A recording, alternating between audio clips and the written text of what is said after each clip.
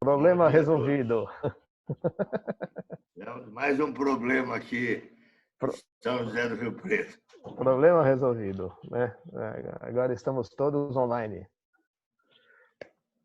Então, bom dia a todos. Bom dia a todos. E agora as nossas presidentes vão fazer a abertura do nosso seminário. Ótimo. Bom dia a todos, bom dia a todas.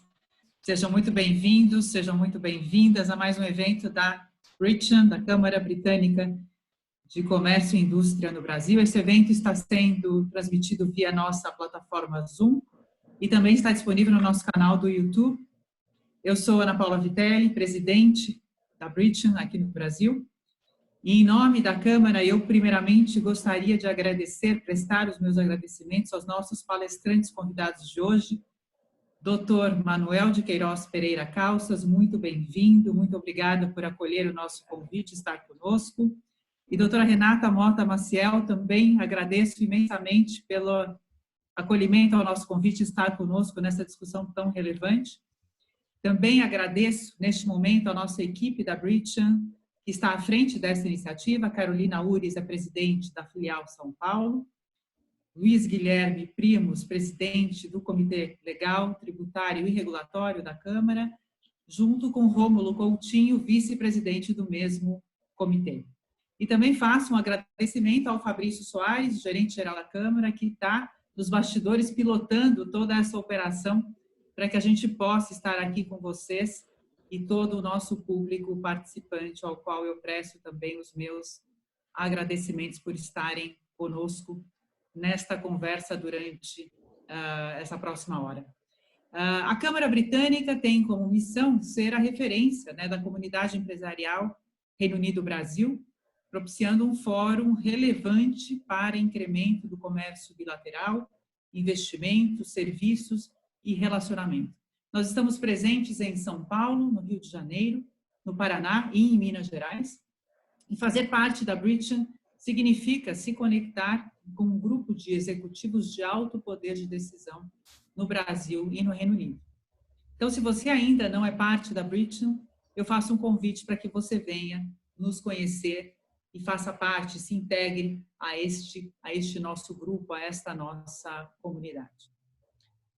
Antes de eu passar a palavra à Carolina Ures, eu vou pedir licença primeiramente aos nossos palestrantes e então aos organizadores do evento, que eu vou precisar me desconectar dessa sessão em função de um outro compromisso que eu já me conecto em seguida, mas desejo a todos uma excelente sessão, um excelente evento, uma excelente discussão e mais uma vez reitero os meus agradecimentos a todos os envolvidos e que estão conosco aqui fazendo o evento acontecer, palestrando ou participando da mesma forma. Então, desejo a todos um excelente dia e muito obrigada.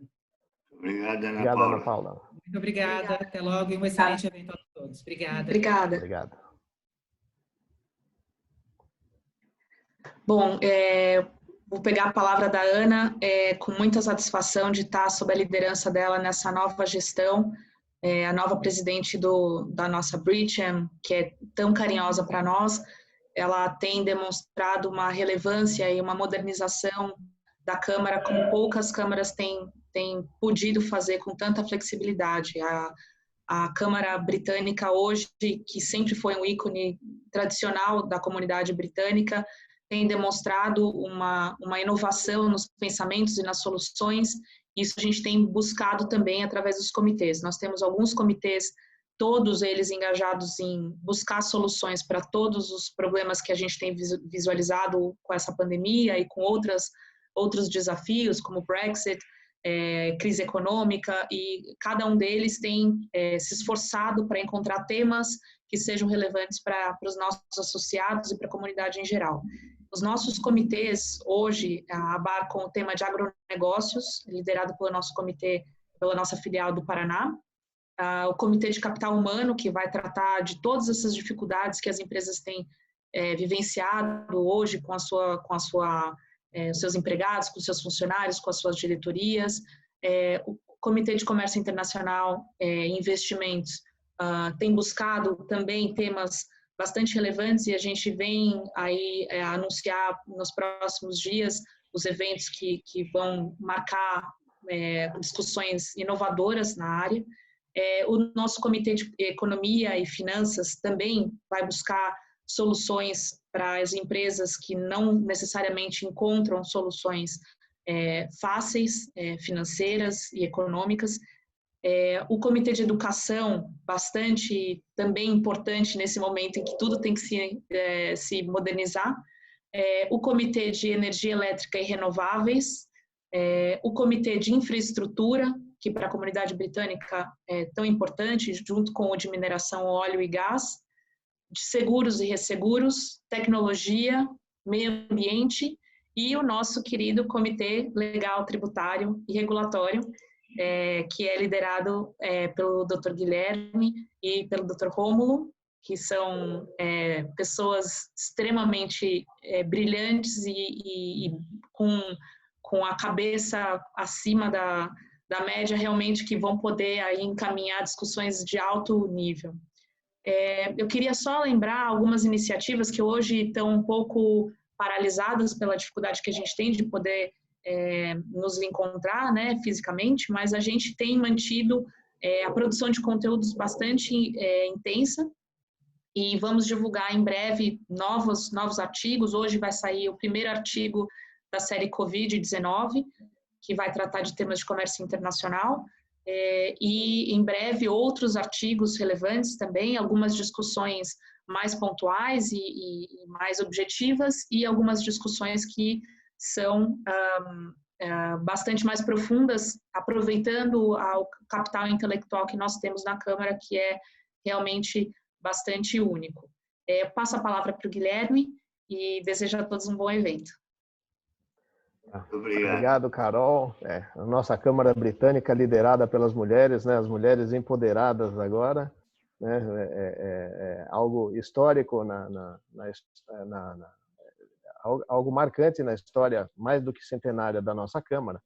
Tá? Então, brevemente, antes da gente começar o seminário, eu gostaria de convidar a todos para que conheçam o nosso guia, né, produzido pelo Comitê Legal, que é o Doing Business in Brazil. Eu já postei o link para o download do guia para todos aqui, né? Tá aqui no chat. Esse guia foi lançado em março, ainda tivemos tempo, demos sorte, foi bem na véspera dessa infeliz epidemia, mas houve tempo de lançá-lo lá no Reino Unido. Foram 2 eventos muito bacanas, um em Manchester e outro em Londres, né? Presença maciça de gente interessada em fazer negócios na América Latina e no Brasil em especial. Então eu convido a todos para que façam o download desse guia. Bom, o evento de hoje vai tratar de questões contratuais, né? Os contratos, eles fazem parte da vida de todo mundo, e essa tragédia mundial inesperada certamente vai refletir em maior ou menor grau nas relações contratuais. E espera-se que essas relações, que esses reflexos acabem desaguando no Poder Judiciário. Na verdade, já estão desaguando, né? Então, é por isso que a gente marcou esse seminário aqui, cujo tema é uma pergunta, né? O que esperar da justiça? Né? Porque previsibilidade é algo bastante importante nessa época de incerteza.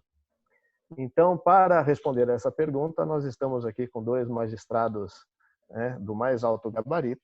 Nós temos aqui o Dr. Manuel de Queiroz Pereira Calças, ele é desembargador, ex-presidente do Tribunal de Justiça aqui de São Paulo, professor doutor do Departamento de Direito Comercial da USP e da Uninove, né? E estamos aqui com a doutora Renata Mota Maciel, que é juíza de direito titular da 2ª Vara Empresarial e de Conflitos Relacionados à Arbitragem de São Paulo, doutora pela Universidade de São Paulo e professora da Uninove e da Escola Paulista de Magistratura. Então, eu novamente agradeço a gentileza do Dr. Manuel e da doutora Renata de se fazerem disponíveis aqui para o nosso evento, né? E gostaria de deixar público também um agradecimento ao Dr. Fábio Ulloa Coelho, que nos auxiliou na organização desse evento. Eu não sei se ele está presente ou aqui pelo Zoom ou pelo YouTube, mas de todo modo eu gostaria de deixar público o nosso agradecimento a ele. Agora eu passo a palavra ao Rômulo, que vai dar algumas dicas a respeito aqui da dinâmica do nosso evento, e aí depois a gente já entra com a fala da doutora Renata. Obrigado. Bom dia a todos. Espero que todos estejam bem. E, muito rapidamente, a minha fala é mais para dizer um pouco sobre como vai funcionar a dinâmica de hoje. A ideia geral nossa é que comece com os nossos convidados, com os nossos palestrantes. Eles vão ter aproximadamente 20 minutos cada um para dispor sobre o tema. E a gente queria muito a participação de vocês, né? No caso, a gente abriu para perguntas apenas para os associados. As perguntas, por uma questão de organização, elas devem ser direcionadas no campo de perguntas e respostas que a gente tem aqui no Zoom. Então, embora o evento esteja sendo transmitido simultaneamente pelo YouTube e pelo Zoom, as perguntas que vão ser respondidas são apenas aquelas que são colocadas aqui na plataforma do Zoom, no campo de perguntas e respostas. A gente, como eu disse, a gente vai abrir para perguntas apenas dos associados da Câmara. Então, aqueles que não são associados estão tendo o direito de participar desse evento, mas não vão ter o direito de fazer perguntas. Então, convidamos vocês para se associarem à nossa Câmara. Esse realmente é um privilégio para quem é associado. Peço também a gentileza, até para a gente identificar, que coloque nome, empresa e depois a pergunta, para a gente identificar essa pergunta bacana aqui. Digo já de antemão que vai ter uma curadoria para a gente filtrar essas perguntas, como elas vão ser feitas. Então, e também que pelo tempo nós não vamos conseguir colocar em pauta todas as perguntas, mas na medida do possível vamos tentar trabalhar para que sejam abarcados os temas mais sensíveis relacionados ao foco central do nosso debate de hoje. E também, evidentemente, contamos com a gentileza de todos de nos submeterem perguntas de casos práticos, sobretudo casos que eventualmente estejam sob a relatoria ou sob julgamento dos nossos queridos magistrados hoje convidados para palestrar. E sem maiores delongas, sejam todos bem-vindos, fiquem à vontade para colocarem as perguntas no nosso Perguntas e Respostas. Não esqueçam, por gentileza, de antes colocar a sua empresa. E sem maiores delongas, eu passo imediatamente a palavra para a doutora Renata para ela iniciar a sua exposição. Bom dia a todos. Cumprimento o Dr. Luiz Guilherme e o Dr. Rômulo e o Fabrício por todo o apoio, pelo honroso convite de participar desse webinar com o Dr. Manuel Pereira Calças, o que é sempre uma alegria e um desafio por conta da admiração que eu tenho por ele sabe. Então, para mim é realmente uma honra participar desse evento. Cumprimento a todos da Câmara Britânica e com muita alegria que eu participo desse webinar. Bom, na verdade, o tema proposto pelo Dr. Luiz Guilherme é um grande desafio, né? O Brasil pós-Covid, o que esperar da justiça na área de contratos? Quando eu pensava na preparação aqui dessa fala, eu confesso, Dr. Luiz Guilherme, que, na verdade, é muito difícil de fazer previsões, né? E aqui nem seria até mesmo leviando da minha parte fazer previsões. Mas é evidente que o Poder Judiciário, ele vem lidando com as questões que envolvem a pandemia e, de alguma forma, ele vem tentando se organizar em razão disso, né? Então, eu acho que a minha fala ela vai estar relacionada muito mais às preocupações que nós temos. E vejam, nós não temos nenhuma certeza, ninguém tem certeza nesse momento de nada, mas o judiciário precisa lidar com isso e na nossa atividade a gente tenta aí partir de algumas premissas, e eu acho que é disso que eu vou falar. Eu acho que talvez seja interessante para um debate sobre esse tema, né? É evidente que o direito, eu sei que esse evento provavelmente não é exclusivamente das pessoas da área jurídica, mas é evidente que o direito ele se ocupa, né, de regular as relações jurídicas desde sempre. E em momentos como esse, né, nós do direito temos pensado em formas de como a ordenação jurídica vai lidar com isso, né? Então o Poder Judiciário ele acaba ele vai lidar com o que a ordenação jurídica tem e vai lidar também com problemas estruturais e da forma como essas demandas vão chegar para o judiciário, né? Se tem falado muito, e eu acho que isso é algo importante, as demandas que têm chegado para nós, e eu trabalho no primeiro grau, o doutor Manuel em segundo grau, e os senhores têm acompanhado aí todos os dias muitas notícias sobre decisões judiciais, é constante, né, questões envolvendo impossibilidade superveniente de prestar, ou seja, os contratos em curso não estão sendo adimplidos e, de alguma forma, isso precisa ser resolvido, e muitas vezes isso vira, são disputas e que são levadas ao judiciário. A questão mesmo da onerosidade excessiva superveniente, e nós temos na ordenação jurídica algumas regras para tratar disso. O grande desafio é saber quais são as regras que devem ser aplicadas. Mas para muito além dessas questões envolvendo qual o Instituto Jurídico, eu até vou falar na primeira parte um pouquinho disso, mas eu acho que o grande desafio é de como lidar de forma global com essas questões que são trazidas. E aí a palavra, o doutor Luiz Guilherme dizia, falava da segurança jurídica. Há uma preocupação muito, muito intensa do Poder Judiciário em relação à segurança jurídica. Nós temos um compromisso, uma responsabilidade com a manutenção, na medida do possível, da estabilidade dessas relações. Numa fase como essa, é muito difícil falar em estabilidade das relações, mas as demandas e as disputas que chegam ao judiciário, elas precisam, de alguma forma, ser tratadas com essa cautela, sob pena de gerar consequências ainda mais sérias, né, das que a gente já consegue estimar nesse momento.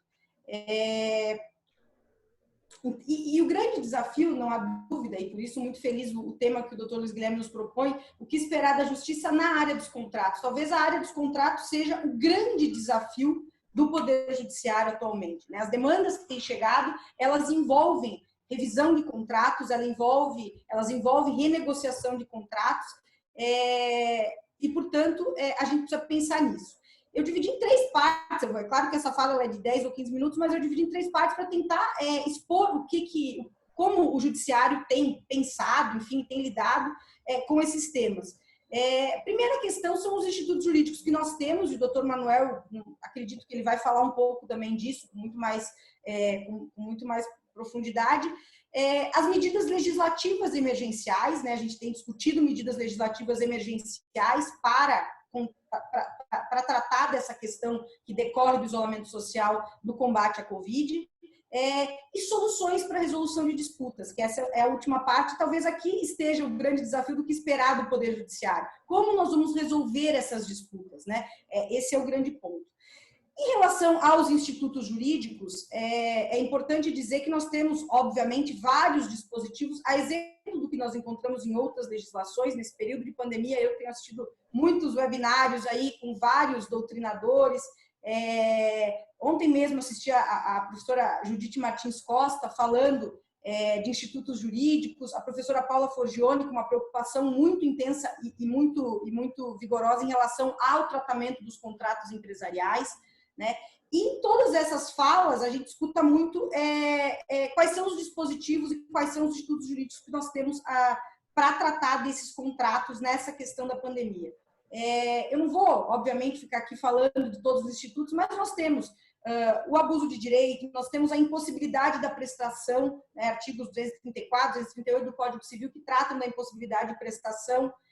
E essas questões, elas acabam vindo no debate da discussão desses contratos envolvendo locação em shopping centers, contratos de locação empresarial, contratos de locação não empresarial, como essas questões são tratadas, né? Então, é importante, isso traz também, eu acho, que um elemento relacionado à segurança jurídica. Nós temos diversos institutos jurídicos que tratam desses temas, obviamente nem todos são aplicáveis, e esse é o grande desafio do Poder Judiciário, quais são os casos em que vão ser aplicados e quais são os institutos, mas nós temos diversos institutos, né? A revisão da obrigação por motivo imprevisível, que não exatamente é aplicado em todas as situações, mas o artigo 317 do Código Civil, a própria onerosidade excessiva, embora aqui com traço muito peculiar na nossa legislação brasileira, que é o requisito da extrema vantagem para outra parte, né? Caso fortuito ou força maior também são tratados na nossa legislação.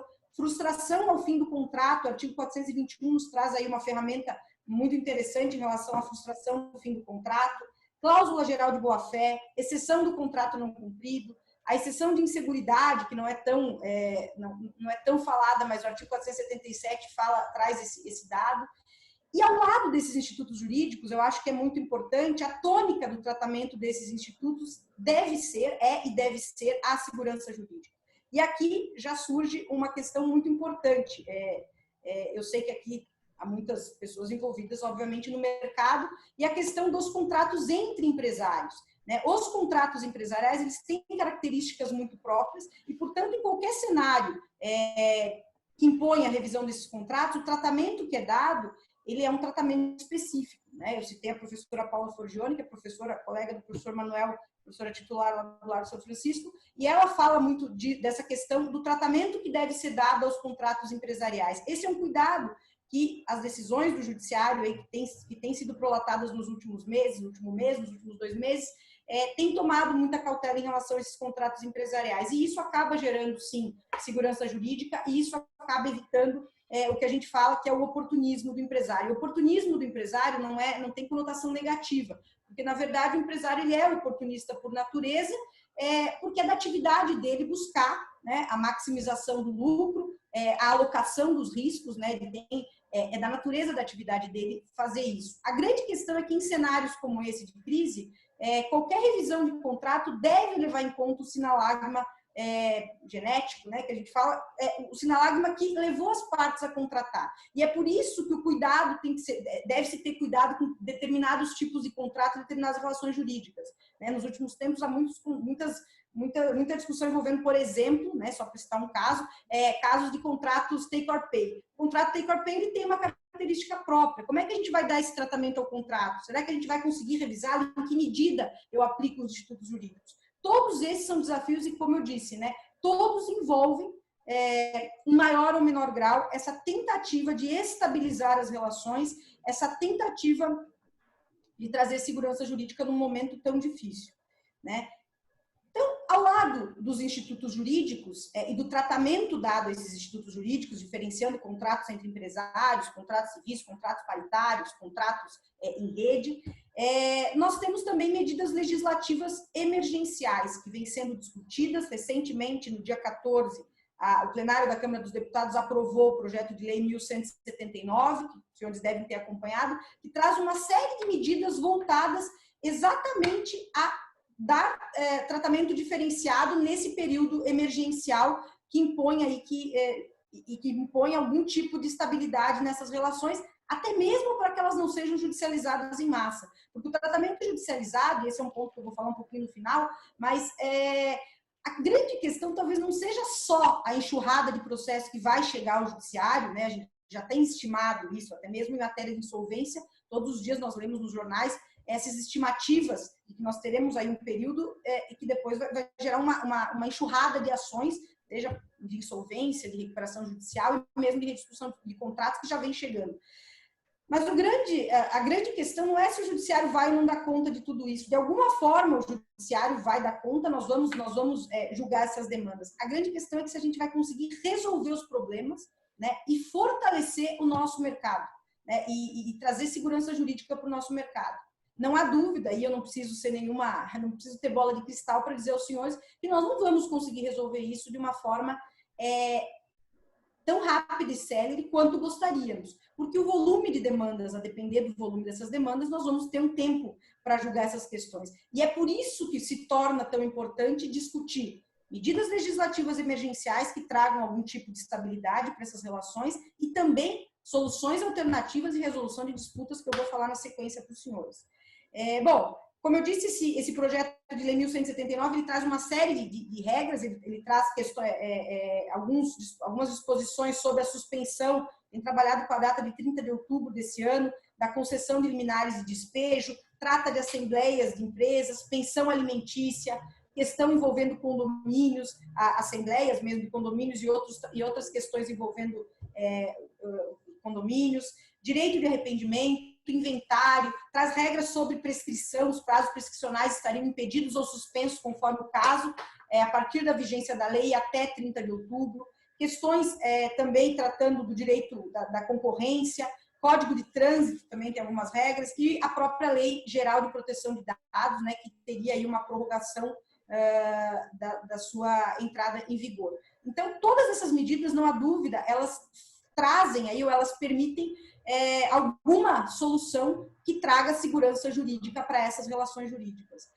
Porque não há dúvida de que há uma crise de inadimplemento generalizada, né? Ontem eu ouvia o webinar da professora Judite Martins Costa, ela falava desse momento disruptivo, ela usou esse termo. E, de fato, é um momento disruptivo. Quando a gente pensa o que esperar dos contratos, o que esperar do judiciário na área de contratos, na verdade, isso me remete a pensar o que esperar do planeta ou da humanidade em termos de como vamos nos comportar. E é evidente que as relações jurídicas, elas vão ter aí uma tônica diferente a partir de agora. E a revisão desses contratos, a revisão dessas relações jurídicas, desde agora, precisam ser vistas aí de uma nova forma, né? Então, institutos jurídicos, medidas emergenciais legislativas, e aí eu já passo para a terceira parte da minha fala, e já vou encerrando, que quais são as soluções para a resolução de disputas, porque aqui eu acho que tem uma relação direta com o que esperar do Poder Judiciário. Eu acho que estabilidade na medida do possível, né? Serenidade no tratamento dessas questões. Nós temos no Brasil, e esse é um dado muito relevante, a cultura do litígio, a resolução das disputas, elas tendem a ser remetidas ao Poder Judiciário. É evidente que nós já temos há muito tempo, já discutimos há muito tempo, medidas alternativas de resolução de disputas. A arbitragem é um exemplo muito claro disso, a mediação, a conciliação. Eu acho que aqui eu não tenho nenhuma pretensão de trazer uma resposta definitiva. Eu acho que são várias portas, né, que devem ser utilizadas para a solução dos nossos problemas decorrentes da pandemia nessas relações jurídicas. O judiciário tem um papel fundamental, sobretudo num país como o Brasil, que, como eu disse, tem uma cultura do litígio muito arraigada e, portanto, o judiciário tem que estar pronto para tratar disso. As alternativas de autocomposição são, talvez nunca se tenha falado tanto, e talvez o momento é importante a gente buscar também coisas positivas num momento tão difícil como esse. Talvez esse seja um momento muito positivo, exatamente para tratar de alternativas de autocomposição. E vejam que curioso, isso sempre se discutiu, sempre se falou medidas alternativas de resolução de disputas como uma forma de resolver essas questões. Mas hoje, mais do que nunca, eu tenho visto isso, e não falo, obviamente, de casos, mas eu tenho feito muitas audiências de conciliação, tanto nos meus processos, quanto em matéria pré-processual, por conta de um projeto que o Tribunal de Justiça tem implementado de tentativa aí de soluções pré-processuais para demandas empresariais. E o traço característico dessas relações que vem chegando, e que eu tenho a oportunidade, enfim, de presenciar e muitas vezes de julgar, é a de que as partes também, né, esses agentes econômicos do mercado têm percebido que a solução das disputas, elas nem sempre, as melhores soluções para essas disputas nem sempre estarão na mão do juiz. E vejam que curioso, né, os senhores estão com dois magistrados falando do que esperar do Poder Judiciário, e a minha fala aqui é dizer, o Judiciário esperem estabilidade, esperem segurança jurídica, esperem uma tentativa de estabilização dessas demandas, mas também o judiciário dizendo, olha, nós temos outras portas para a resolução das disputas. E essas outras portas muitas vezes serão eficientes e talvez até mais eficientes do que a mão do juiz. Né? Judicializar todas essas disputas talvez não vá resolver, talvez não irá resolver o problema, né? E nós precisamos encontrar caminho. Renegociar, né? Sentar na mesa, renegociações, medidas de autocomposição, que nós já temos na legislação brasileira, são talvez aí um caminho muito importante. Eu acho que vai passar, nós vamos passar por isso, né? Haverá sim uma mudança, e no judiciário talvez até mesmo estrutural, nós já estamos pensando nisso, porque na verdade nós sabemos do número de demandas. O Dr. Manuel Pereira Calças talvez vai poder falar com muito mais propriedade sobre isso, porque trabalhou na administração do Tribunal de Justiça do Estado de São Paulo por 4 anos, né? Na corregedoria e na presidência do Tribunal de Justiça, e é curioso, né, doutor Manuel, esses dias nós conversávamos e eu falava para ele que estava fazendo audiências virtuais, utilizando as ferramentas que o Tribunal de Justiça colocou à disposição dos magistrados para atendimento de advogados, para audiências virtuais, e vejam, mesmo sem saber, né, doutor Manuel, mas todo o andamento que começa lá na corregedoria que o senhor implementou com especialização de varas, na presidência com questões de desenvolvimento tecnológico do tribunal, dos processos digitais, Hoje, isso eu diria que é fundamental, e eu acho importante falar isso em público, porque isso se mostra fundamental para que o judiciário não tenha parado, né? Eu, desde o dia 20 de março, estou em casa e eu não parei. O senhor também, eu sei que não parou. Nós estamos trabalhando, nosso cartório, nossos ofícios judiciais, trabalhando em home office, e estamos conseguindo, apesar de todas as dificuldades, manter a prestação jurisdicional, e esse é o nosso dever. Então, se o senhor depois puder falar um pouquinho também, talvez, sobre essas questões, mas eu acho que o judiciário ele vem se preparando, vamos precisar de outras questões aí, de outras alterações estruturais. Sabemos que a demanda vai aumentar, já tem aumentado, né? Eu falava ontem da minha fila aqui de processos urgentes, tem tantas tutelas que estão chegando todos os dias, e muitas, a maioria delas envolvendo decorrência da pandemia, do isolamento social por conta da contenção da Covid. Né? Mas eu acho que a questão é, nós vamos passar por isso, como nós vamos passar essa preocupação com segurança jurídica, com estabilidade, com alguns ajustes estruturais, né, para a prestação jurisdicional, e também incentivando aí as resoluções de disputa por outras vias. Eu acho que esse também é um dado que é muito importante. Então, em síntese, termino aí com uma reflexão, doutor Luiz Guilherme, que eu acho que como nós vamos nos comportar depois dessa disrupção aí das próprias relações jurídicas. Eu acho que nós vamos encontrar um caminho, já encontramos por conta de outras crises, claro que essa talvez não tenha nenhum precedente, pelo menos na nossa era moderna, mas nós vamos encontrar soluções, e o judiciário realmente está muito preocupado, está atento e não para, né? Estamos trabalhando todos os dias para permitir ou para auxiliar nessa estabilidade dessas relações num momento tão difícil. Agradeço mais uma vez à Câmara Britânica pela oportunidade de debater e discutir com os senhores, e agradeço ao Dr. Luiz Guilherme pela gentileza e pelo honroso convite de participar desse webinar. Obrigada, Dr. Luiz Guilherme. O agradecimento é nosso, palavras muito, muito boas, muito interessantes. E agora é a vez do Dr. Manuel, por favor.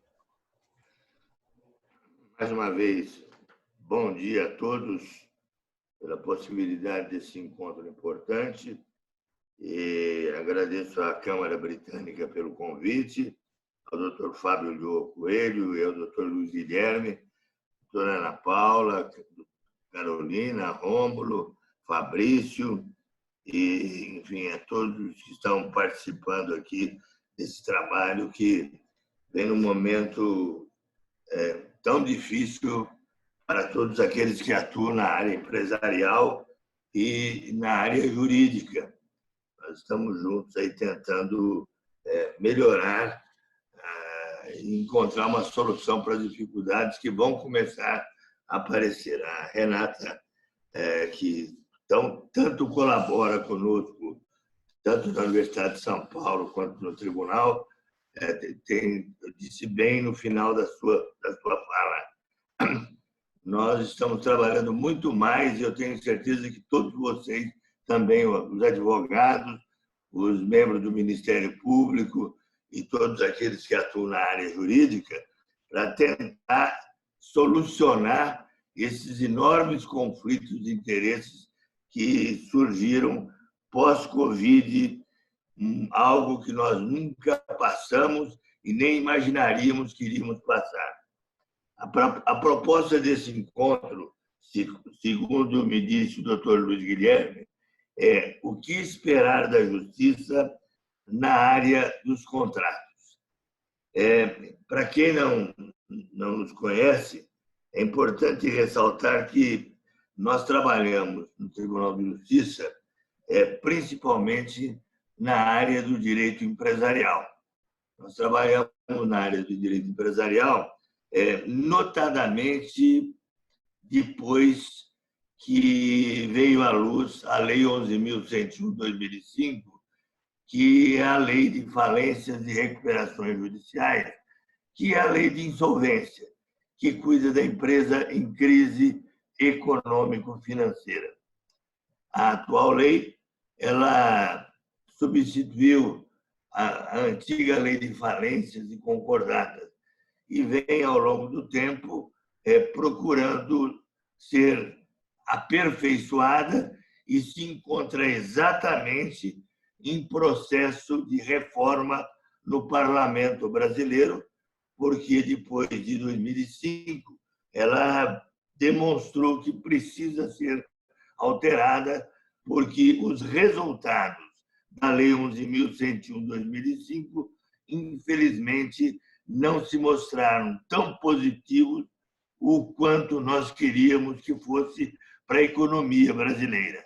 Nós temos notado que as empresas que entram em recuperação judicial, elas não têm conseguido se recuperar em número suficiente o quanto os que atuam na área gostariam que assim o fosse.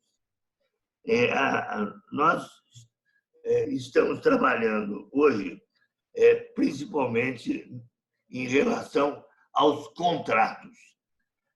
Na verdade, quando nós falamos em contrato, a questão é como fazer com que um contrato seja efetivamente cumprido quando surge uma questão relacionada com uma situação que seja de tal porte grave, com que faça com que as obrigações se tornem de tal forma impossível de serem cumpridas no modo pelo qual elas foram convencionadas, elas foram combinadas entre as partes. No nosso caso, nós temos duas situações. Nós temos, em primeiro lugar, a questão do caso fortuito e da força maior. O nosso Código Civil trata desse problema no artigo 393.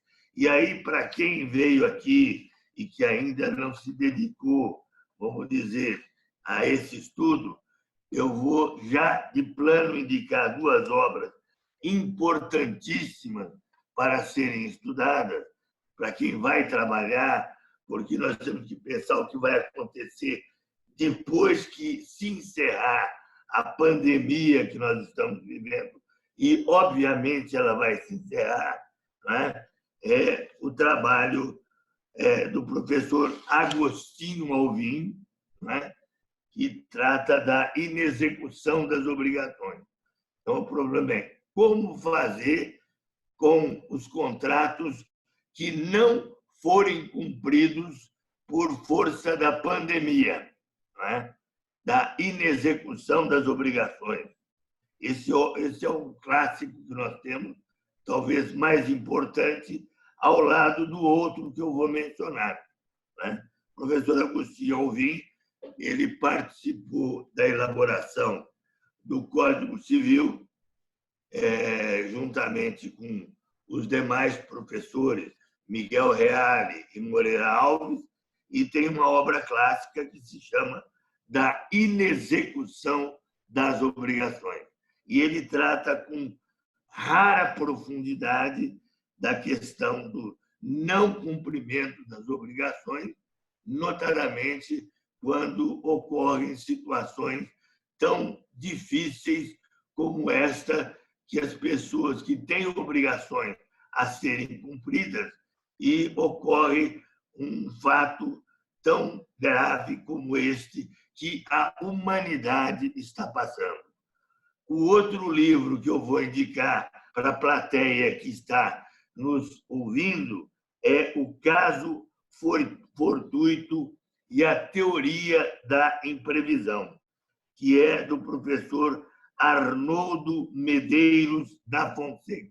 São os dois livros mais importantes que os senhores vão encontrar aí em qualquer sebo. Caso Fortuito e Teoria da Imprevisão, Arnoldo Medeiros da Fonseca.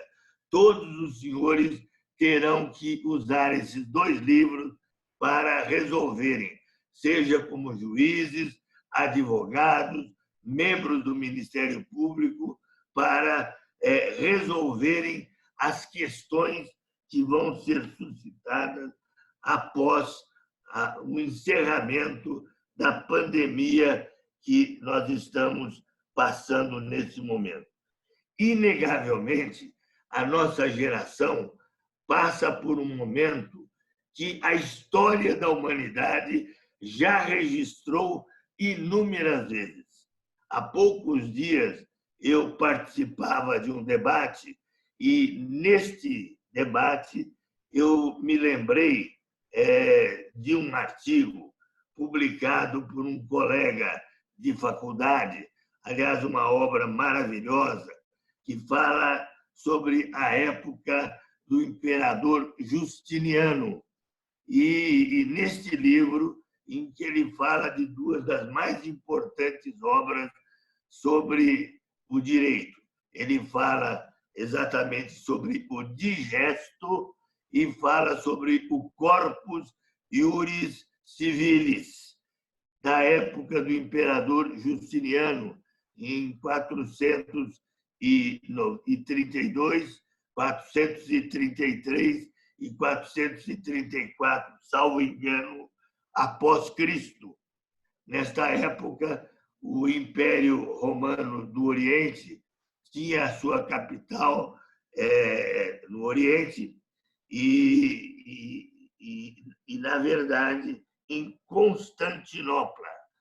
A peste bubônica, que recaiu sobre o Império Romano, acarretava 10.000 mortes por dia. Imaginem os senhores. E o maior jurista da época, Turibiano, que foi o autor principal do Corpus Iuris Civilis, faleceu em razão desta morte, desta peste, e em razão disso, vejam, senhores, a produção jurídica que levou à edição do Corpus Iuris Civilis caiu muito em virtude dessa pandemia que o mundo enfrentou. Pois bem, quer dizer, esse fato que nós estamos enfrentando atualmente levou a um problema grave, porque os banqueiros haviam emprestado dinheiro, e muito dinheiro, para os agricultores do Império Romano, na medida em que a economia do Império Romano era essencialmente agrária. Com a morte principalmente dos agricultores, houve necessidade de ser feita uma alteração da ordem da vocação sucessória, para que os patrimônios pudessem responder pelos débitos contraídos, para que a agricultura e a pecuária pudesse ter continuidade no Império Romano. Não só isso, diante do grande número de processos de cobrança que houve por força da pandemia da peste bubônica que ocorreu no Império de Justiniano, houve necessidade de uma grande mudança no procedimento do processo romano. E houve, então, uma grande alteração para uma facilitação e, principalmente, para isso que a doutora Renata acabou de chamar a atenção sobre a facilidade da mediação e da conciliação. Vejam, senhores, houve necessidade de uma melhoria na moratória e na concordata. Tudo isto ocorreu por força da peste bubônica, ocorrida 400 e poucos anos depois de Cristo, na capital do Império do Oriente Romano. Então, nada disto é novo. E a pletora de processos que, principalmente, os juízes das varas empresariais, doutora Renata, terão, e os desembargadores das câmaras empresariais terão, será algo assustador. Em razão disso, houve necessidade de grandes alterações, não só do modo de recepcionar os conflitos de interesses que surgiram, como também do modo e da postura com que magistrados, advogados e fiscais da lei tiveram que enfrentar os conflitos de interesse que ocorreram. O próprio modo de enfrentar o que era, no caso, o caso fortuito e a força maior teve que ser revisto.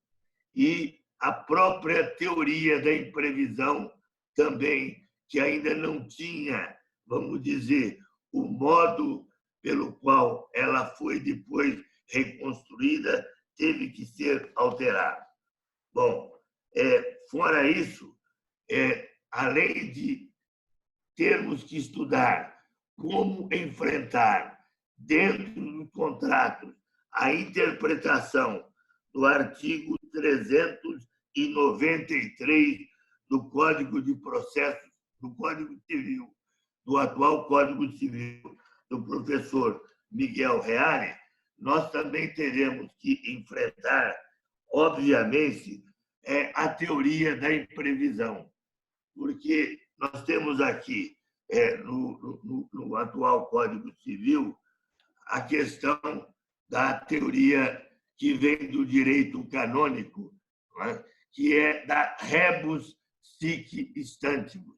Então, como interpretar a teoria da rebus sic stantibus diante deste fato que, se não é novo, ele é obviamente extraordinário. Nós sabemos que pandemias ocorrem na história da humanidade praticamente a cada 100 anos. Nós tivemos no Brasil, em 1720, em 1820, em 1920 e em 2020. Portanto, a cada 100 anos, nós tivemos pandemias de altíssima gravidade no nosso país. A última que ocorreu no Brasil, em São Paulo e no Rio de Janeiro, com maior intensidade, foi a famosa a febre espanhola ou gripe espanhola, que, aliás, de espanhola não tinha nada, mas que ficou com esse nome por motivos de todos sabidos. Então, vejam bem, nós tivemos, naquela época, grandes problemas jurídicos causados pela famosa greve espanhola. Então, nós teremos que interpretar a teoria da imprevisão e verificar como é que faremos, seja a resolução por onerosidade excessiva, notadamente nos contratos de continuidade ou contratos diferidos no tempo. Teremos que também examinar a questão do fato do príncipe ou dos atos de império. Até que ponto um ato governamental, um decreto do Estado, um decreto governamental do governador do Estado, em que fecha um shopping center, em que isto poderá ou não acarretar uma excludente de responsabilidade contratual. Nós sabemos, e tive que decidir essa semana a respeito, por exemplo, de um shopping center de Cuiabá, não é? Em que o governador do estado do Mato Grosso determinou o fechamento do shopping center. Não é? E nós tivemos que solucionar a questão dos aluguéis para esses lojistas que tiveram que fechar todos os shopping centers. Nós temos isso aqui em São Paulo também.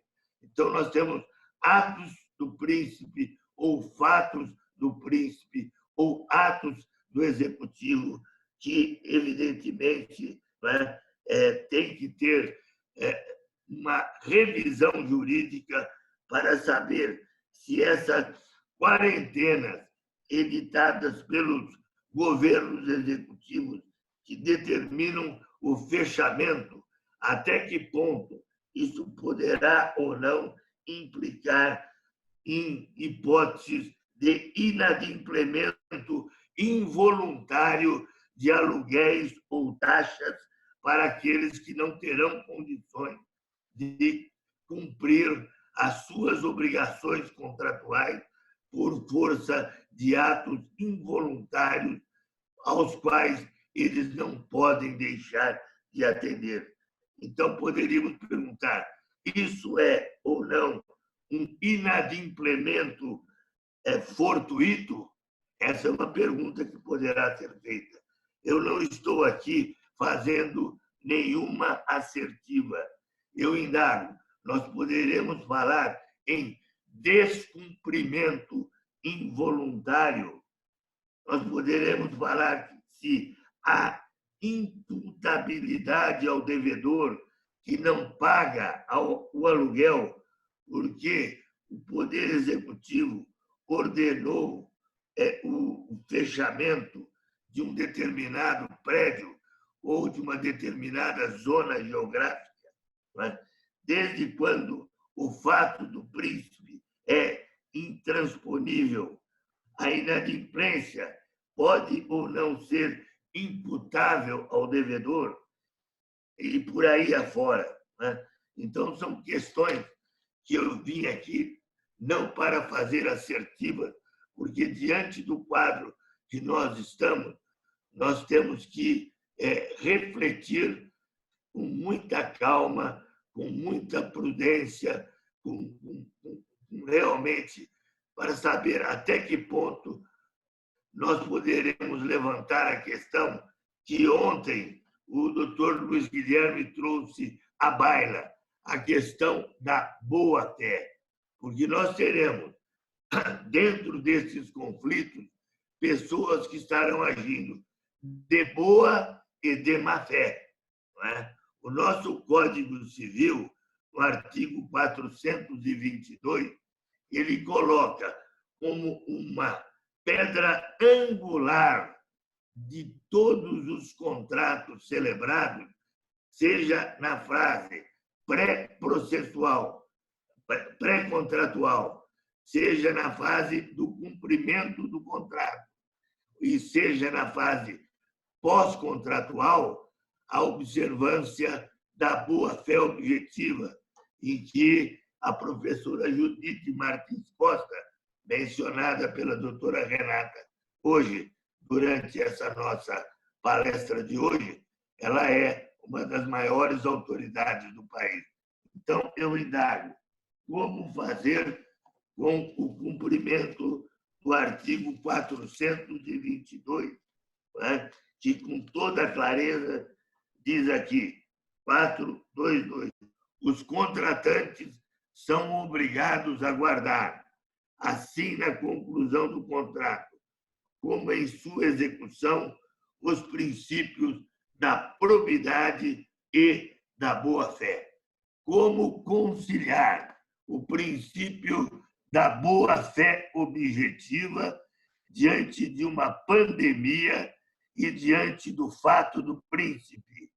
Até que ponto a harmonização de princípios de tal porte num código que tem a eticidade, um código que tem a socialidade, um código que tem a solidariedade como pedras angulares que dão sustentáculo à exegese de todos os seus dispositivos e que exigem uma harmonização na interpretação do código do professor Miguel Reale.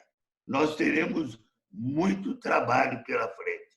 Eu conversei ainda ontem e faço aqui questão de colocar aqui, conversei com a professora Paula Forgione e pedi que ela transmitisse uma mensagem para os que estão assistindo este debate. E ela me disse a seguinte frase: tenho falado bastante com os juízes especializados e o Tribunal de Justiça do Estado de São Paulo tem agido de maneira tal a reconhecer a atipicidade da situação que nós estamos vivendo, ao mesmo tempo em que tem coibido o oportunismo dos agentes econômicos. Suas decisões têm sido exatamente neste sentido. Soluções demagógicas e populistas não são a linha do judiciário bandeirante. Nesse momento, é preciso serenidade. Não é a primeira vez que uma situação como esta acontece. Já houve guerras, já trabalhamos com pandemias, já trabalhamos com uma inflação que chegou a 80% ao mês. O nosso direito contém dispositivos capazes de lidar com situações, adaptando os contratos às relações jurídicas. É preciso respeitá-lo, sob pena de elevarmos a insegurança jurídica e, consequentemente, toda a nossa sociedade. Essas palavras me foram encaminhadas pela professora Paula Forgione, que é a titular do Departamento de Direito Comercial do Largo de São Francisco. Eu pedi que ela me encaminhasse umas palavras para completarmos essas nossas reflexões desta manhã, né? Para que ela participasse também desse pensar junto, porque ainda ontem, à meia-noite, falência de um grupo empresarial de grande porte, porque entendi que não era o caso de converter uma recuperação judicial em falência, mesmo verificando que a aplicação fria da lei, o caso seria converter em falência, porque várias cidades de pequeno porte que englobavam várias usinas de açúcar seriam atingidas, né, pelo decreto de quebra. Então, meia-noite de ontem, eu estava revogando um decreto de quebra que atingia um número muito grande de trabalhadores. Então, é preciso, muitas vezes, deixar a letra fria da lei e tentar encontrar uma solução que, diante de uma pandemia desse porte, o intérprete haja, às vezes, mais com bom senso, deixando de lado a gramática e indo de uma forma, vamos dizer, mais sensata. Então, eu estou terminando as minhas palavras, trazendo o apoio da professora Paula Forgione, também nossa professora de Direito Comercial das Arcadas, né, para, junto com a nossa Renata, com o professor Fábio Lhua, que também foi um dos que me convidou para vir para cá, junto com o Luiz Guilherme, participar desse encontro. Agradecer a todos que participaram desse evento e que me receberam com tanta lianeza, com tanta fidalguia e com tanto carinho e afeto. Muito obrigado. Não sei se contribuí com alguma coisa, mas a mensagem era essa. Muita prudência, muita calma, e para que a gente possa tentar superar uma situação de tanta gravidade num momento em que, às vezes, é muito melhor aplicar a lei com mais serenidade e com menos severidade. Obrigado. Obrigado, doutor Manuel. Palavras muito interessantes. Acho que o senhor usou duas expressões que eu acho que são o tom dessa época que a gente está vivendo.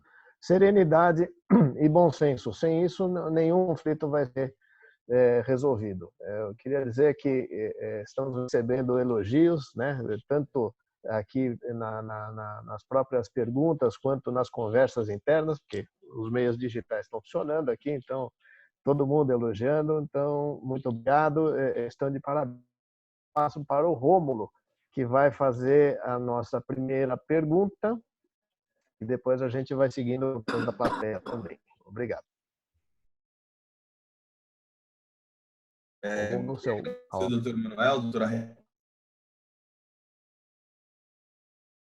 Muito bacana ouvir todas as ponderações e saber que a gente tem um poder judiciário que está pautado aí no equilíbrio, no bom senso e na serenidade, né? Isso é fundamental.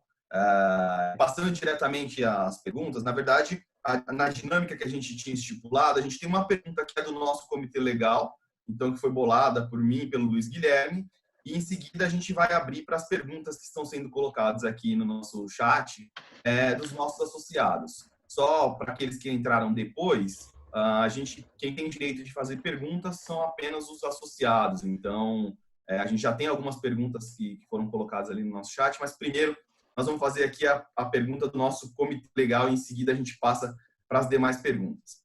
A pergunta do nosso comitê é a seguinte: a Lei da Liberdade Econômica positivou o princípio da intervenção mínima nas relações contratuais privadas. Num cenário de Covid, quão mínima pode ser essa intervenção? Então, eu passo a palavra aos doutores para ponderar sobre esse questionamento. Doutor Manuel, quer que eu fale? O senhor fala? Ô, Renata, veja bem, não foi a Lei da Liberdade Econômica que positivou o princípio da intervenção mínima nas relações contratuais privadas. Na verdade, era praticamente proibido ao juiz, desde que existe poder judiciário, intervir nas relações contratuais. Somente depois do final da Segunda Grande Guerra, quando na Europa a situação do fornecimento do carvão tornou-se uma situação muito grande, de dificuldades muito grandes, é que, por força de uma situação de quase uma tragédia na Europa, é que se invocou o direito canônico para se passar a aplicar a teoria da rebus sic stantibus. Porque o princípio que vigorava com vigor sunt servanda e não se permitia ao juiz intervir nos contratos.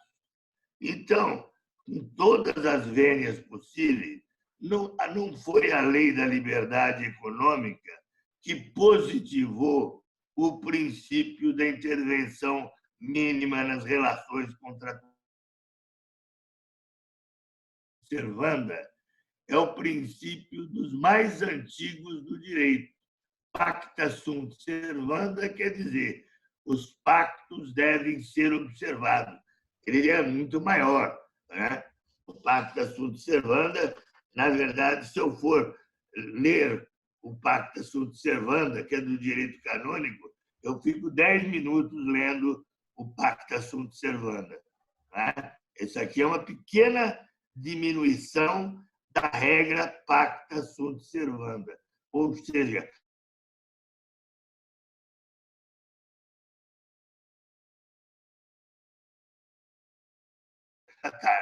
o que está contratado tem que ser cumprido.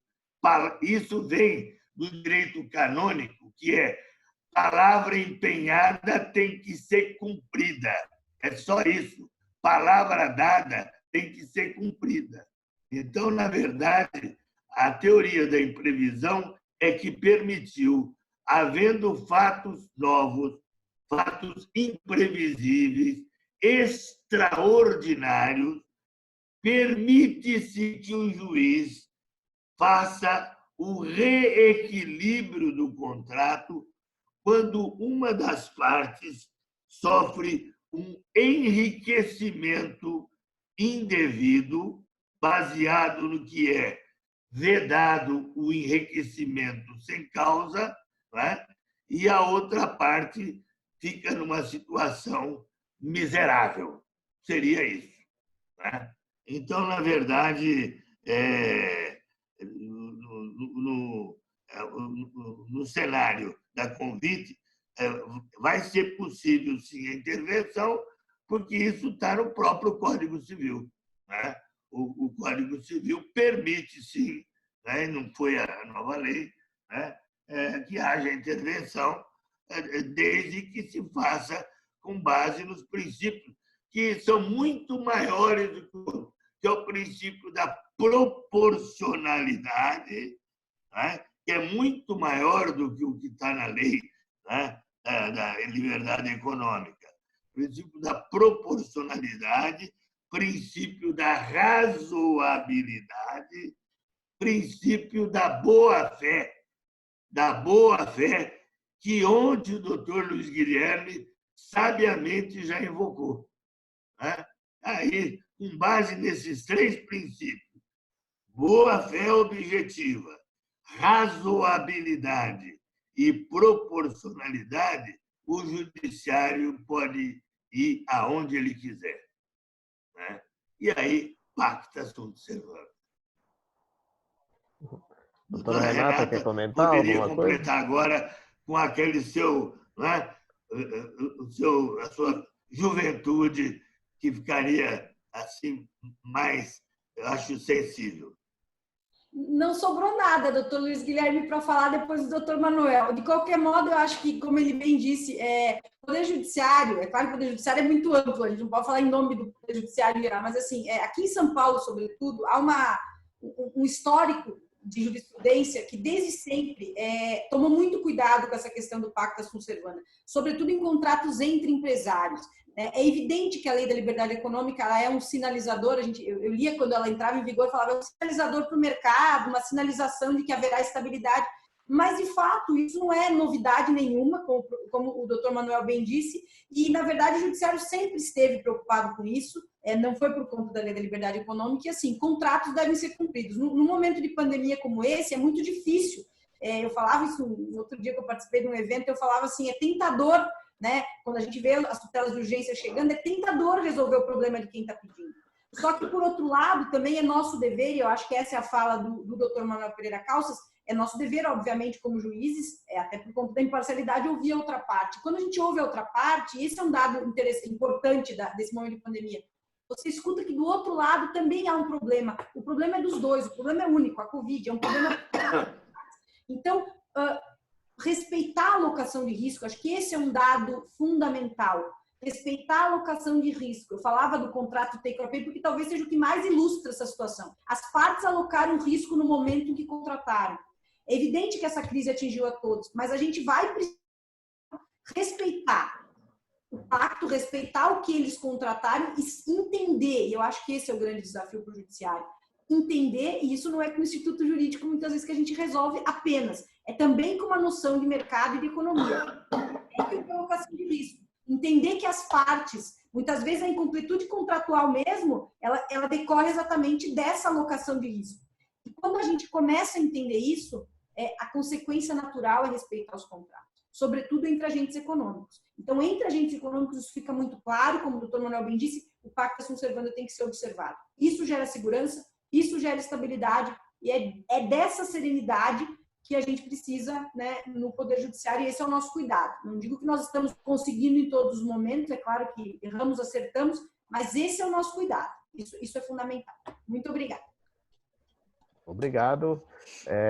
Nós tínhamos mais perguntas aqui do comitê, mas como temos muitas perguntas da plateia, vamos passar direto para elas. Então, temos a primeira aqui, que é do Leonardo Miranda, do Tosini Freire, um membro bastante participativo aqui do nosso comitê. Um abraço, Léo.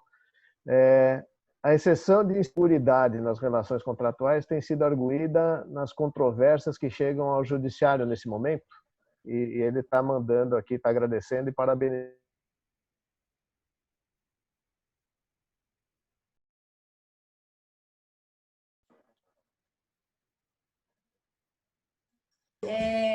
diretamente, expressamente, ou muitas vezes reflexamente, ela acaba sendo tratada. E foi por isso que eu trouxe ela como um instituto jurídico. É um instituto jurídico que não é tão comentado quanto os outros que eu mencionei, né, hoje, sobretudo nesse momento de pandemia. Quando vai lidar com essas questões? Inversão da ordem das prestações, exigência de garantia quando põe em risco o contrato. Então, eu diria, doutor Leonardo, que, na verdade, isso expressamente vem chegando, de forma expressa, mas reflexamente a gente passa por esse exercício interpretativo quando vai resolver essas disputas que têm chegado no judiciário. O Manuel quer comentar? Estou de acordo. Vamos seguindo aqui também com uma pergunta da Aline, também é uma membra muito participativa, está sempre com a gente, do Casnar Leonardo Advogados. Ela diz lá: bom dia a todos, agradeço a oportunidade de fazer perguntas. São duas perguntas. O TJ de São Paulo está fazendo algum mapeamento de demandas relacionadas à Covid? E ela coloca entre parênteses: o processo eletrônico da Justiça Federal, por exemplo, tem um campo para informar Covid como assunto. E aí segue a pergunta: e o TJ também está elaborando algum plano estratégico para isso? Segunda pergunta dela é: a situação da pandemia modificou em alguma coisa o cumprimento de tutelas de urgência e a sistemática do deferimento dessas medidas? Estou fominha, Rômulo. Vou ver se o doutor Manuel deixa eu falar também sobre essa. Doutor Manuel, se eu puder falar aqui um pouquinho antes, mas eu acho que é muito boa a pergunta, Aline. Na verdade, isso vem até do CNJ. Nós temos uma classe, um assunto, na verdade, nas tutelas, que é o assunto Covid. A gente tem monitorado essas demandas, aliás, o monitoramento do perfil de demandas é constante nos tribunais, sobretudo com o processo eletrônico, que a gente produz muito dado, e é importante ler esses dados para nos prepararmos de maneira a auxiliar aí na nossa estrutura, a aprimorar a nossa estrutura. Então, sim, nós temos, acho que quando os senhores propõem as ações lá no assunto, não como assunto principal, mas como um dos assuntos, os senhores podem incluir Covid, esse é o dado que a gente vai utilizar como dado estatístico, lá no aqui da capital das varas empresariais. Quem recebe as iniciais também tem tomado essa cautela no cadastramento, a gente tem cadastrado como Covid, até para ter um dado histórico aí, estatístico do que vem acontecendo. A situação da pandemia modificou alguma coisa no cumprimento das tutelas de urgência e sistemática do deferimento de medidas.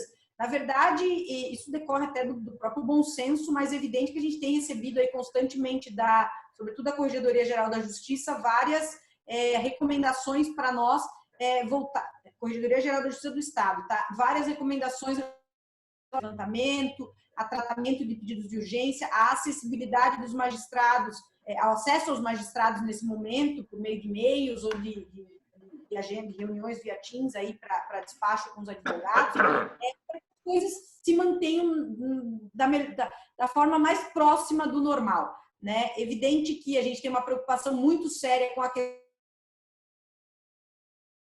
Tem problema estrutural, né? Ontem mesmo eu despachava e comentava, falava: olha, eu estou com 30 tutelas de urgência na minha fila de urgente. Então, assim, a demanda tem crescido muito, mas a gente está trabalhando em cima disso, né? Temos, claro, evidente que quando as questões são urgentes. Um outro dado, só para finalizar: o Tribunal de Justiça também, o provimento 11/2020, um projeto piloto de mediação e conciliação extrajudiciais, pré-processuais, em que as partes podem mandar apenas os seus advogados, enfim, podem mandar um e-mail pedindo a designação de uma audiência de conciliação, exatamente com essa tentativa, doutora Aline, de evitar a judicialização em massa, né? Resolver os problemas, mas, ao mesmo tempo, não judicializar em massa, porque a gente sabe que, se judicializar em massa, a gente não vai conseguir dar respostas rápidas. Obrigada.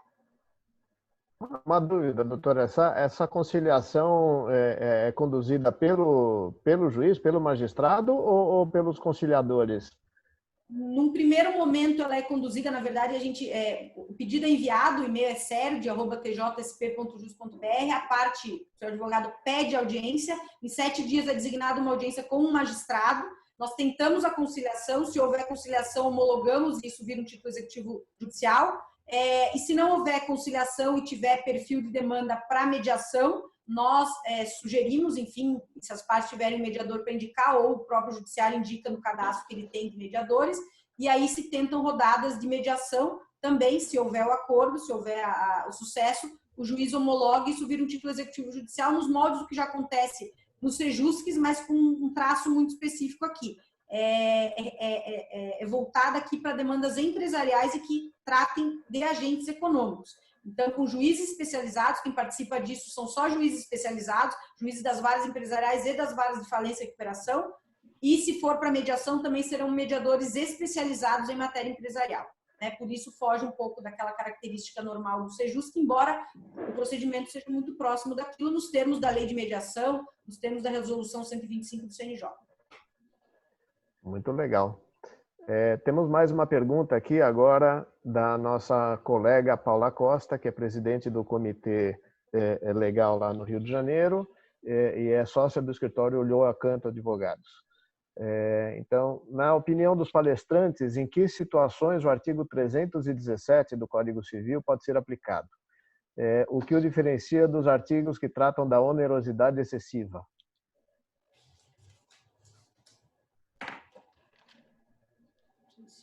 Doutor Manuel quer falar? Se eu falo?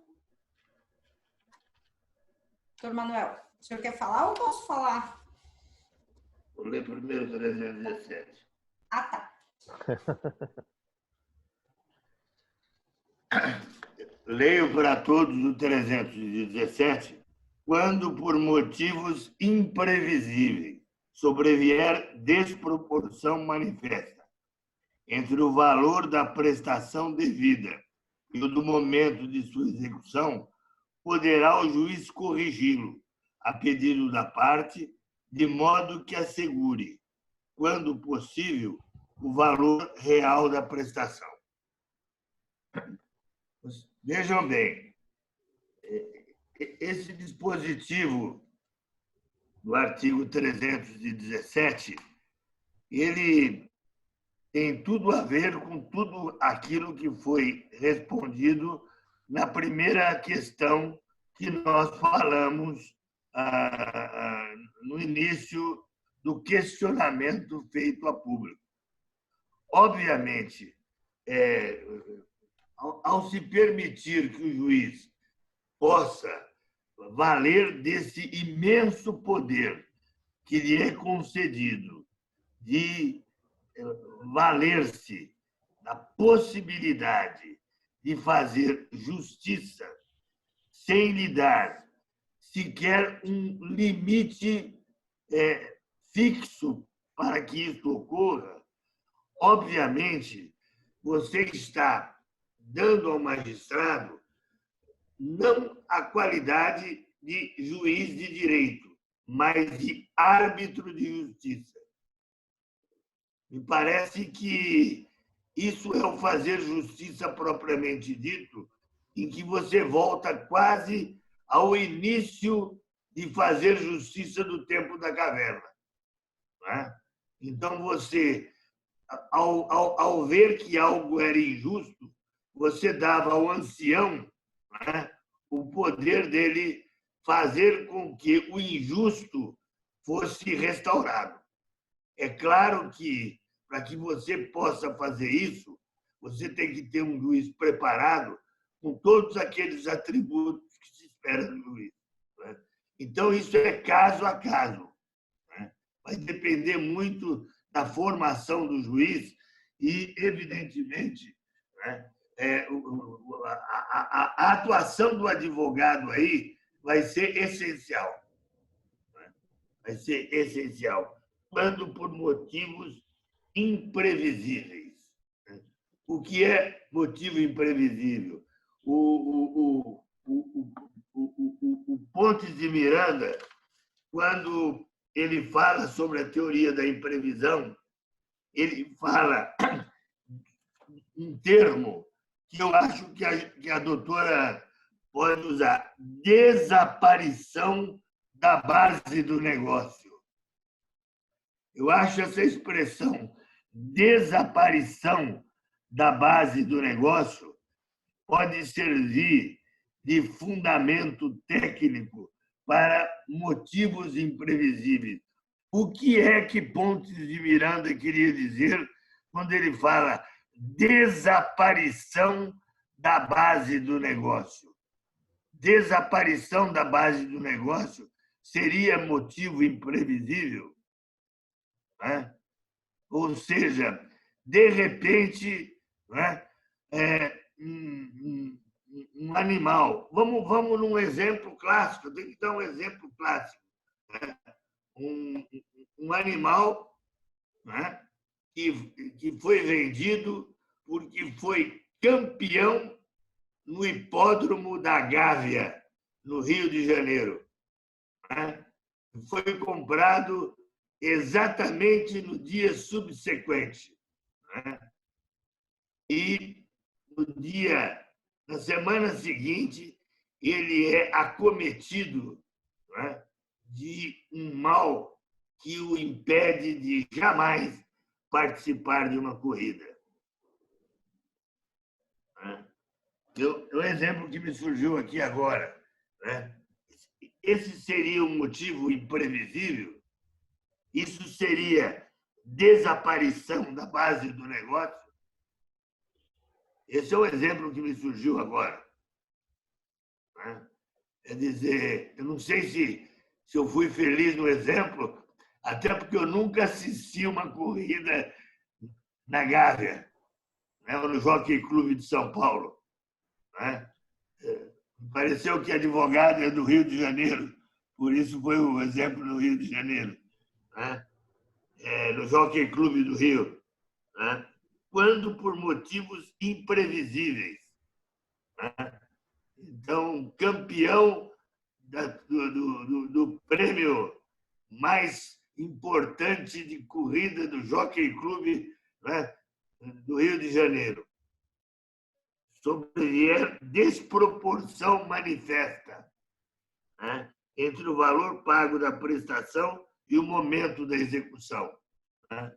Então, eu peço 30 dias para pagar o preço do cavalo de corrida. Né? E, de repente, acontece isso. Ou, né, fica proibido, né, corridas de cavalo no Brasil. Né? Sei lá, uma coisa assim. Quer dizer, tem que haver um exemplo prático para a gente poder... Porque você precisa se pôr perante o caso concreto, para a gente poder imaginar como aplicar o 317. Né? Como aplicar o 317. Quando por motivos imprevisíveis. O que você acha, Renata? Vamos lá. Eu concordo, professor Manuel e doutor Manuel, e na verdade eu acho que a questão do 317, ele muitas vezes, né, ele é tratado muito mais por obrigação pecuniária, e aí em contraposição ao 478 e 480, que fala do tratamento dos contratos. De qualquer modo, veja, a sua fala toda ela leva em conta exatamente o que a gente falou durante todo esse webinar, que é manter a segurança do que foi contratado entre as partes, né, e aplicar somente em casos muito, muito específicos esses institutos. É isso. Legal. Eu não sei. Bom, pode falar, doutor. Pode falar. Deixa eu dar uma lida com mais calma no 317. A pergunta realmente... que diz aqui o 317. Porque, veja bem, o juiz pode corrigir, né? Ou seja, na verdade, o juiz pode aumentar, o juiz pode diminuir. Manuel, a primeira pergunta que eu faço. O filtro talvez seja exatamente entender que tipo de relação está sendo tratada, por exemplo, se é uma relação entre empresários. O filtro é entender que muitas vezes as partes já fizeram... O juiz pode fazer a revisão.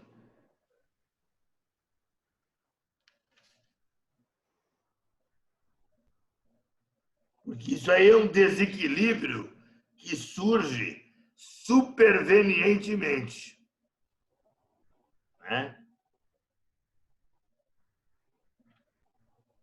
Seria um contrato de duração? Acho que todos esses pontos têm que ser levados em conta, né?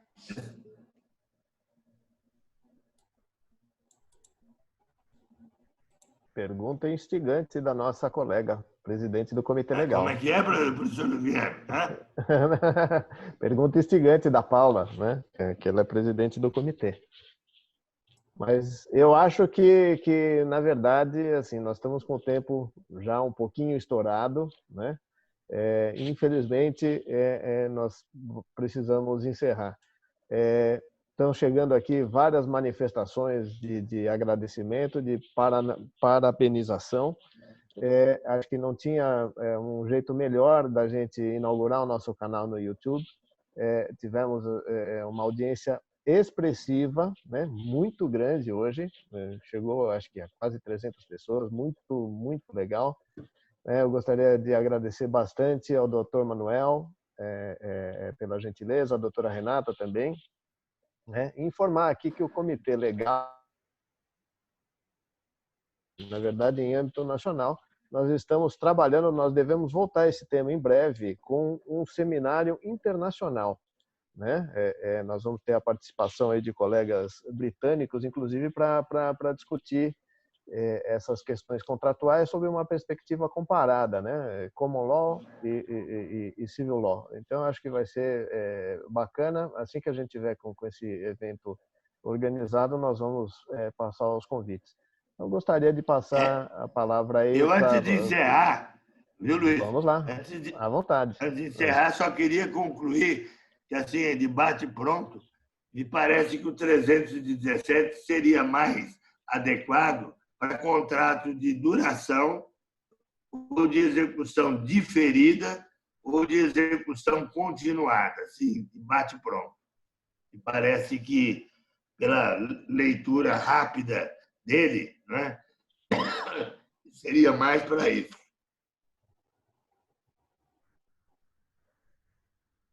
Queria agradecer a todos vocês.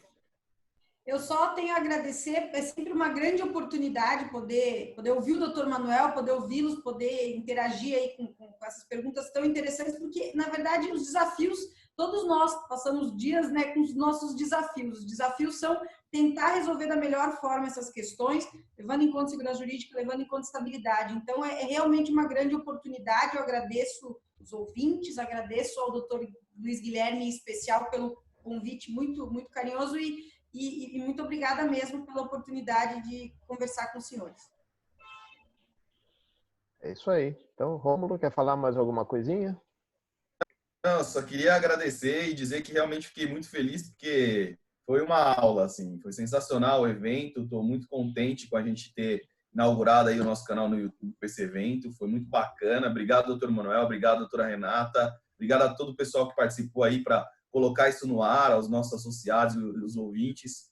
Acho que se a gente seguir nessa toada, é um representativo de sucesso dos próximos eventos. Obrigado mesmo, de coração, foi muito legal. Muito obrigado a todos. Obrigada. Agradeço Então, bom dia a todos e stay safe. Tudo de bom. Obrigado. Um abraço. Tchau. Tchau.